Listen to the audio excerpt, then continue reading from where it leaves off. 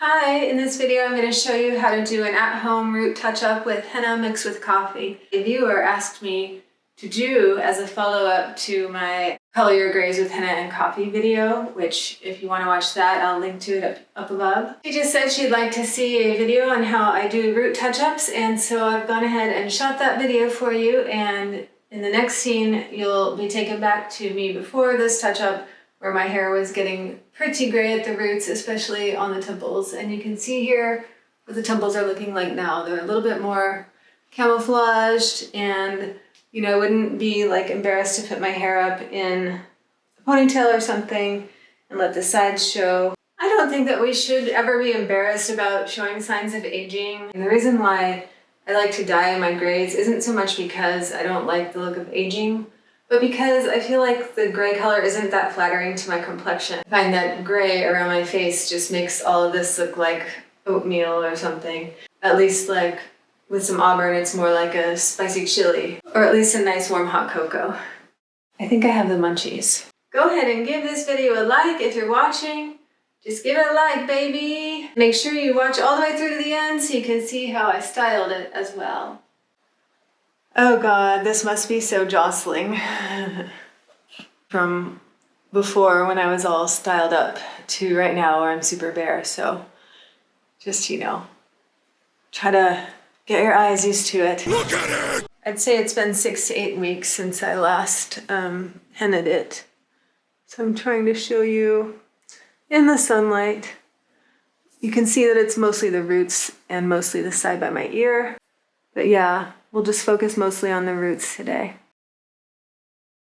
Now the next thing that has to happen is my hair needs to dry and I need to prepare the henna mix. So I'm gonna take the camera downstairs, prep the henna, and I'll bring you along with me. Oh, and I'm gonna change into something like regular clothes that I don't mind if they get stained from the henna. Okay, let's go downstairs. Suffice it to say, my kitchen is a bit of a disaster today, and it was either film this video or clean the kitchen, so I decided to film the video because it's been too long. Because of that, I'm not going to go in the kitchen today and go through the whole process of making the henna with you. Hang on, I'm just going to let my dog out. You want to go out? Okay. Bless you. If you want a more detailed video about the process of mixing the henna, I use coffee when I do it. You can watch my video, which I'll put up here, I think, and it will be also in the description.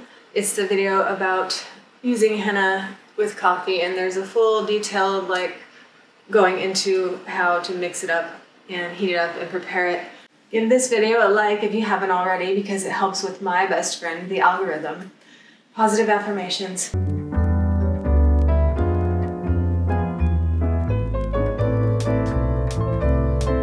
I just want to go back up to my room to mix it because my room is cleaner and I just don't like to be down here when it's this messy.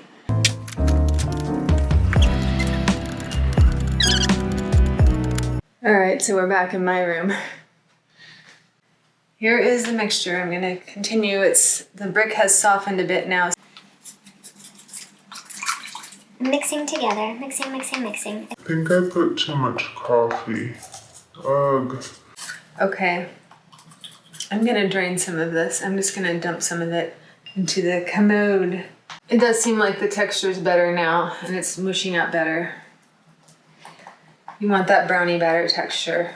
Follow the manufacturer's directions if you want to get this right the first time. This reminds me of Shrek's bog. It's just... Sorry Lush, I called your product bog-like. It's bog-like in the best possible way. It does actually work really well for what it's intended for coloring hair. Okay, so this reminds me of warm brownie batter. And there's not that much there. Grab a shower cap. Used this one before for henna, so it has little bits of brown on it, but it's not too bad. I'm just gonna take my hand, put it in the bowl, grab a $50 sized blob of the bog matter. Just rub it right in to the temple where I have the most gray. I'm trying not to let chunks fall into the tub because I want those chunks to go into the hair. And I'm going to do the same The other side. Really just working it and massaging and pressing it right into that gray temple that I showed you earlier. Now I'm taking the remainder and I'm just working it into the scalp. Just work it in near the roots. The rest of this I'm going to pour. I'm just going to part my hair here and I'm going to pour the rest right into the part. Okay. And then I can feel that there's henna all through the roots, so I'm just going to try to massage it as best I can into the root area. I actually should have and could have made a bit more. I had about half of what I needed. So what's that saying? Measure once, work twice. Measure twice, work once. I don't know, but you know, I didn't properly measure my henna. I just kind of eyeballed it and guessed at it, and now I'll probably have to do it again because I didn't really make quite enough to do the back. I got the sides, the temples, where most of the gray is, and I got the front. So anyway, then what you do is you want to take the rest of your hair, wind it up into a little bun. Doesn't really matter if it's touching the other henna. And then you just put the shower cap on. Shower cap kind of keeps the moisture in there, which in my experience, wet henna works better than dry. So you want to keep that moisture level in there. Hopefully it's not running down my face like it was in the last henna video that I did. Mayor Giuliani over here.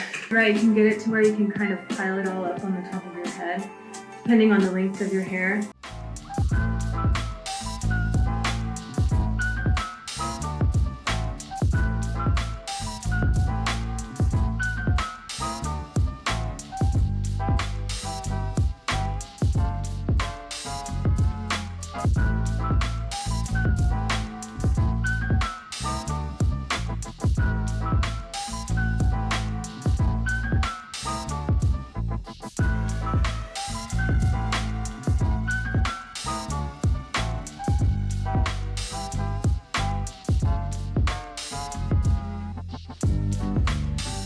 Okay, my batteries died. So anyways, in the time that they were recharging, I washed my hair and I put on some makeup. Let's see how it came out. Does it look any less gray than before in the front and on the side? I think so. I can already tell that it does. The light's changing in here a little bit. So I'm just gonna dry it and turn the light on back here. It's weird because in the last couple of months, my hair has grown like a lot more and a lot faster than it usually does. The reason why I think it did that is because I spent a couple of months doing Mayurasana handstands every night. Sometimes, especially when I come up with this particular form, I do use the wall behind me. I think that increased circulation to the area. You know, not bad for a touch-up. So there's probably still some gray back here because like I didn't quite make enough of the henna. So next time I'm just gonna make sure that I make a little more. Especially since the hair's gotten longer, it just feels like there's just more of it for some reason. It also got like fuller than it usually is, a little bit. And again, the only thing I can attribute that to is the Mayurasana handstands. But you can see that the color definitely looks richer. And so yeah, that's a touch-up. By the way, if you're watching this, hit like, subscribe, and leave me a comment. Let me know why you're watching, baby. Who was that? Anyway, hope this video satisfies your curiosity about how to do a henna root touch-up, and let me know in the comments if you have any questions or suggestions for future videos.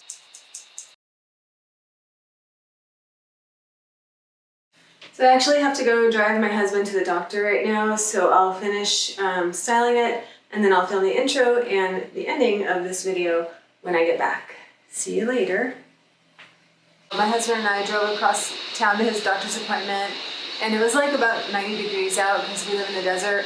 So my hair thoroughly air dried, and I brushed it. And so now I'm ready to try and style it. I saw a video from a YouTuber called Jess Hallock, I think. Jess Hallock. She's really good. She's a professional hairstylist person.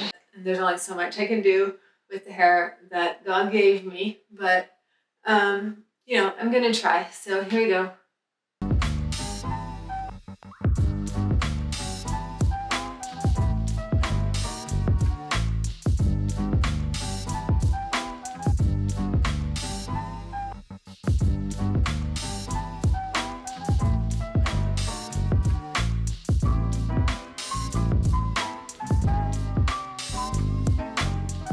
It gives texture to the whole hair, which is nice. But I get that people don't really want that like kind of 70s crimped hair look like all the way through. And so I think what this is for is to provide a little bit of lift and body to the under layers, and then we're gonna go back through and touch it up like on the top layers with, I'm gonna use this.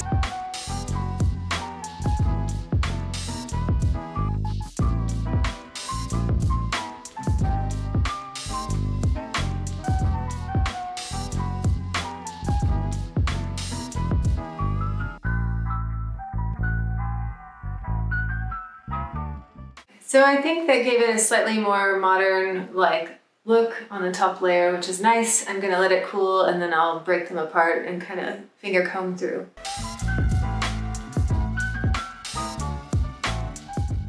Thanks for being here. I hope you enjoyed this video. If you did enjoy it, you might also like the video that I did before, and I'll link to it up here, about dyeing your full head of hair with henna, like the full henna treatment. So check that one out too if you're interested. All right, we'll see you later.